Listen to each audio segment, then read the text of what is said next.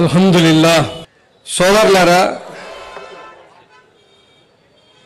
వక్ఫ్ అంటే ఏంటి అన్నది పండితులు మీకు ప్రతి జుమ్మాలో చెప్తున్నారు. ఎవరైనా ఒక వ్యక్తి అల్లాహ్ పేరుతో తను సంకల్పించిన విషయంపై తన స్థిర చర ఆస్తుల్ని ఏవైనా అల్లాయే యజమాని అని సమర్పించుకుంటాడో వాటిని వక్ఫ్ అంటారు. దానికి యజమాని ప్రభుత్వము కాదు, మరి ఎవరూ కాదు అన్న విషయాన్ని గమనించాలి. భారతదేశంలో ప్రప్రథమంగా 1923లో ముసల్మాన్ వక్ఫ్ యాక్ట్ అన్నది బ్రిటిష్ ప్రభుత్వం ఆనాడు ఏర్పాటు చేయడం జరిగింది. విభిన్న మతాలకు సంబంధించిన ఏ స్థిర చర ఆస్తులు ఉన్నాయి వాటిపై జరిగిన సర్వేల తర్వాత 1923లో ముసల్మాన్ వక్ఫ్ యాక్ట్ తీసుకోవడం జరిగింది. అలాగే భారతదేశంలో నివసించే ముస్లింలు వారి దైనందిన జీవితం దైవ ప్రసాదిత చట్టమైన షరియత్ ద్వారా జీవిస్తామని చెప్పి బ్రిటిష్ ప్రభుత్వం ముందు 1937లో షరియత్ యాక్ట్ సమర్పించడం జరిగింది. ఆ షరియత్ యాక్ట్లో భాగమే ఈ వక్ఫ్. కానీ మన దౌర్భాగ్యం ఏంటంటే టీ అమ్ముకున్నవాడు ప్రధానమంత్రి అయ్యాడు కాబట్టి, చరిత్ర కానీ విద్య కానీ లేని దౌర్భాగ్యుడు కాబట్టి తను వక్ఫ్ అన్న పదం అసలు రాజ్యాంగంలో లేదని మాట్లాడాడు. అతను షరియత్ యాక్ట్ ఏంటన్నది చదివితే అందులో వక్ఫ్ అన్నది ఉందా లేదా అన్నది అర్థమవుతుంది. సోదరులారా, సవరణ అన్నవి రాజ్యాంగానికి కట్టుబడి జరగాలి. ఇందాక గఫూర్ గారు చెప్తారు కదా, 25 మత స్వేచ్ఛ. ఏ వ్యక్తి అయినా తనకు నచ్చిన మతాన్ని స్వీకరించవచ్చు, దాన్ని ఆచరించవచ్చు, దాన్ని ప్రచారం చేయవచ్చు.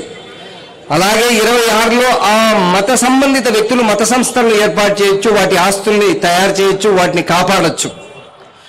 అలాగే ఆర్టికల్ 30 ఏమంటుంది అంటే,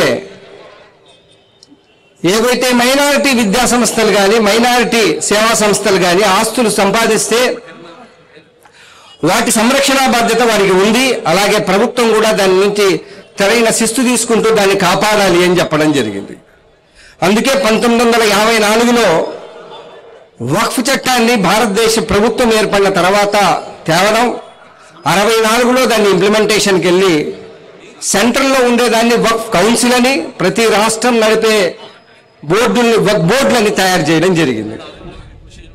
సోదరులారా, మరి ఇటువంటి తరుణంలో వక్ఫ్ సవరణ చేస్తున్నది ముస్లింల ఆస్తులు కాపాడడం కోసం అని చెప్పి అమాయక ముస్లింలను లేదు వక్ఫ్ చట్టం ద్వారా ముస్లింల దగ్గర ఉన్న పవర్ఫుల్ ఆయుధం ఏంటంటే, ఏ ఆస్తినన్నా చూపించి వాళ్ళది వక్ఫ్ బోర్డు ఆస్తి అని చెప్పి ఆక్రమిస్తారని చెప్పి ముస్లిమేతరులను రెచ్చగొడుతూ ఈ చట్టాన్ని తయారు చేసి దానికి సపోర్టుగా తీసుకోవాలన్న ఉద్దేశంతో ప్రజల్ని మభ్యపెడుతున్నది బీజేపీ అబద్ధ ప్రభుత్వం. సోదరులారా, 2 ప్రధానమైన అంశాలు, ఎందుకంటే సమయం తక్కువ ఉంది కాబట్టి ప్రధానమైన అంశాలే మీ ముందు ఉంచదలిచాను. ఒకటి, ముస్లిమేతరుల ఆస్తులు కబళించడం దూరం కదా, మా కడప నగరంలో జిల్లా కోర్టు ఎదురుగా 1999లో జడ్జిమెంట్ వచ్చింది. ఇది వక్ఫ్ ప్రాపర్టీ అని రోషన్ మునవరా మస్జిద్ది. ఈ రోజు వరకు వక్ఫ్ బోర్డు కానీ స్వయం ముస్లిం సంస్థలు దాన్ని తీసుకోవడానికి పోలీసులు సహకరించడం లేదు, ప్రభుత్వాస్తి ప్రభుత్వం తీసుకోవడానికి. మరి అలాంటి సమయంలో ముస్లిమేతరుల ఆస్తులు తీసుకొని వాళ్ళు ఇది వక్ఫ్ బోర్డు ఆస్తి అని అంటారని చెప్పడానికి తమిళనాడులో జరిగిన ఒక సంఘటనను బీజేపీ వాళ్ళు ఉటంకిస్తే ఏమన్నారు అంటే, గోపాల్ అనే ఒక రైతు తన ఆస్తిని అమ్ముకోవడానికి వెళ్తే ఆ ఆస్తి వక్ఫ్ బోర్డుది అని చెప్పి అక్కడున్న రిజిస్టర్ ఆఫీస్లో చెప్పారు. వాస్తవానికి ఆ ఊర్లో ముస్లింలు ఎవరు లేరు, 1700 సంవత్సరాల దేవాలయం కూడా ఉంది. కానీ ఈ ఆస్తి మొత్తం వాళ్ళదేనని చెప్పే వక్ఫ్ బోర్డుది అని చెప్తే వాళ్ళు ఆశ్చర్యపోయారు. ఆ తర్వాత వక్ఫ్ బోర్డుకు మళ్ళీ ప్రభుత్వానికి అతను రిప్రజెంటేషన్ ఇచ్చిన తర్వాత వాస్తవం ఏంటంటే, ఎలాగైతే గతంలో నవాబులు హిందూ దేవాలయాలకు కూడా దానాలు ఇచ్చారో, అలాగే మహాలక్ష్మి అని చెప్పే మహారాణి ఆ ఊరును మొత్తం దత్తతగా మొత్తం వక్ఫ్ బోర్డుకి ఇచ్చేయడం జరిగింది. దీని ఆదాయ వ్యయాలన్నీ కూడా వక్ఫ్ బోర్డువేనది. మరి అటువంటి తరుణంలో స్టాలిన్ నిర్వహించిన ఒక సభలో, ఒక మీటింగ్ లో ముస్లిం మత పెద్దలు మొత్తం సమాజం అంతా కలిసి ఆ స్థలాన్నంతా కూడా ఎన్ఓసి ఇచ్చి రిజిస్ట్రేషన్ పర్మిషన్ ఇచ్చారు. ఇదండి ముస్లింల వ్యవహారం.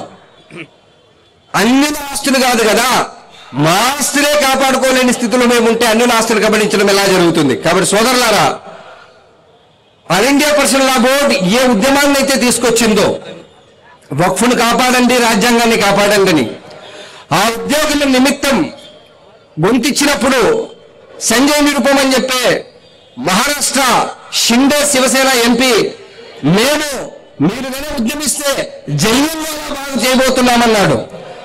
బుద్ధిలోనా జనరల్ డయర్ తన పుస్తకంలో రాసుకుంటూ, కాల్చిన కాల్పుల బుల్లెట్లు ఎదురు చూపించి చంచిన వాళ్ళు ముస్లింలు, ఈ రోజు కూడా అలాగే మా ప్రాణతర్పణ చేస్తూ మేము వక్ఫ్ను కాపాడుకుంటామని హెచ్చరిస్తూ నేను నా స్థానం తీసుకుంటున్నాను.